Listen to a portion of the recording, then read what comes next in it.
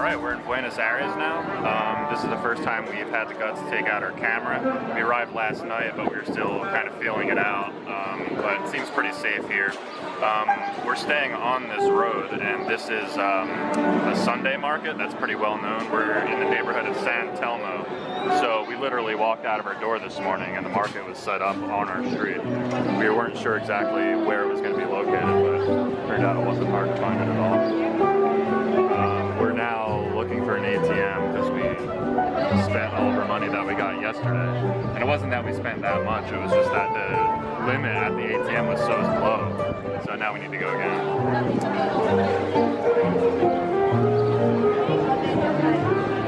Alright, there's a bunch of like awesome and unique things going on at this market. Like right here, there's like some notepads with old school discs.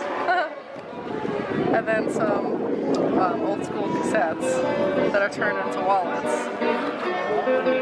It's pretty simple, but very unique. I like it. Madonna! That's awesome.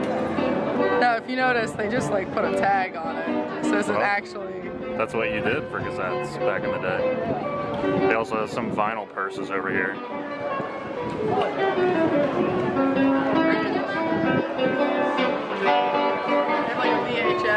Like real purse. Nice and sturdy. Kristen's showing her age by knowing what all these things are. Alright, so Joss and I are eating breakfast right now, and we stopped by this little restaurant where there's only two options, either steak or 4 empanadas and a large beer. Each one was $12, and as you can see, we ended up splitting it. This is the one beer, which is huge. And then there was 2 others, but we both ate one. But we were just kind of giggling at the fact that this is like, I mean, this is excessive for breakfast. And so are 4 beef empanadas for one person. But this is their breakfast menu. I love it. Steak or empanadas and beer. Alright, so we were walking along and we came upon the obelisk, which is like the biggest landmark in the city. Apparently this is the widest road in the world, although it seems like that's a little bit up for debate, but a lot of people claim that to be the case. I think I was expecting it to be a little bit wider, but I guess I can't think offhand of any other roads that I know of that are wider. So there you have it. This market's pretty awesome.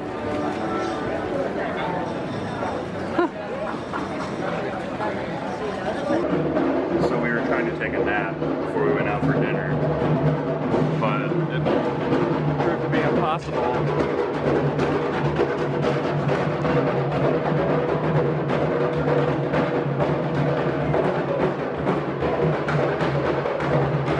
So we're at a restaurant right now called Don Julio, and apparently it's one of the best restaurants in all of Buenos Aires. And usually they say that you're supposed to come here and make a reservation, and it's usually 2 days out.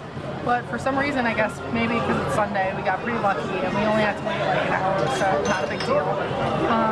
So we're super pumped. We ordered 2 different types of steak. We also ordered this mixture of, I guess it's just provolone and goat cheese. It reminds me a lot of the Swiss dish called raclette, which is like melted cheese. So that's our appetizer. So we just got our steaks. Justin got a T-bone, and I got a thick sirloin steak. Both are really, really awesome. Alright, so now we are at the Recoleta Cemetery. This is where Buenos Aires rich people are buried. At least back in the day. I don't think they still have burials here. It looks pretty full anyway. And as you can see, it's very grandiose. We've traveled to a couple different cemeteries, most notably in New Orleans and in La Paz. And we were just commenting how it's cool because they all sort of have their own feel to them. This one has like super high tombs and also probably more ornate than the others. Mm-hmm. Yeah, this place is really big. When we arrived here, we were walking through the city and then we got to the cemetery, but we weren't sure where the entrance was, so we just randomly went in one direction. And it turned out that the entrance was just near where we were in the opposite direction, so we had to walk around the entire cemetery to get back to the entrance. And it took us a solid 15 or 20 minutes of walking like around the whole place. So yeah, it is quite big. I think this is my favorite cemetery out of the 3 we just mentioned that we've like traveled to. Yeah. Famous cemeteries. These aren't really well kept. No. Like I guess at all. it's up to each family to maintain. It's like this one is right across from there. Looks a lot nicer. That one just has like dust everywhere. There's a little bit of dust in here too, but it looks like it's more maintained. All right, so while walking around, we noticed that these go a lot deeper than we originally thought. There's a staircase in this one that you can see particularly well, unfortunately, because it's not well taken care of. So I have no idea how deep this thing goes, because that's what we can see. A couple stories in that one. Wow. That's the deepest one. Most of the others look like it's only about 1 story. This one just looks like it's kind of like a body in a bag there. But no, there's more. This one, instead of having like a staircase, it's like kind of like rungs of a ladder. And then there's more down there. I had no idea. So I guess this is like families and families. Yeah, we're not sure if like originally like they buried them and then they just kept going up and up and now they're above ground and like families are buried together. We're not sure. We didn't do our research. Yeah, that's a really nice staircase. Can you see that? Yeah, that one. But you can't see. A lot of them are more well kept than others. This one just came alive. This one is like super run down. There's just like, there's no window here. There's just a casket like on that shelf. I guess once there's no family left, they don't maintain them. There's a couple caskets down there. Oh yeah. I only saw the one on the top, but there are a couple more down there, and then like some empty shelves. Not sure who this guy is, but perhaps he was the Presidente of Argentina. Act like you know it. Like, do it again. Okay, take 2. This is Presidente Jose Maria Guido, former president of Argentina, who died in 1963. His favorite food was chocolate, and he enjoyed moonlit walks on the beach. We found Eva Perón's burial site. Evita is what she was known as. I guess this is the most popular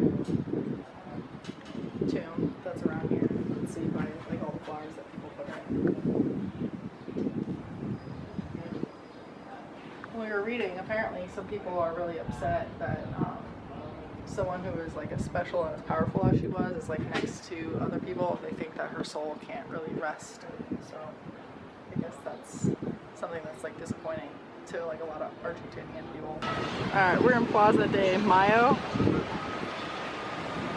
Let's do a little 360.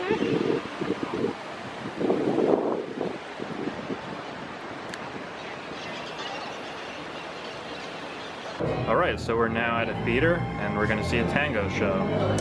We're curious to see how this matches up to the flamenco show that we saw last month, 2 months ago, whenever it was in Sevilla. I think we both expect this to be a little bit better, so we'll see how it goes. Kristen hopes they're going to pull her up on stage. No, I do not hope that. And just like the flamenco show, we have balcony seats. We're not sure if they put us up here because we're not as classy as those people down there. We're also like the 4th people in here, so like this flood of people just like arrived right now. So the entire time we've been sitting up here pretty much with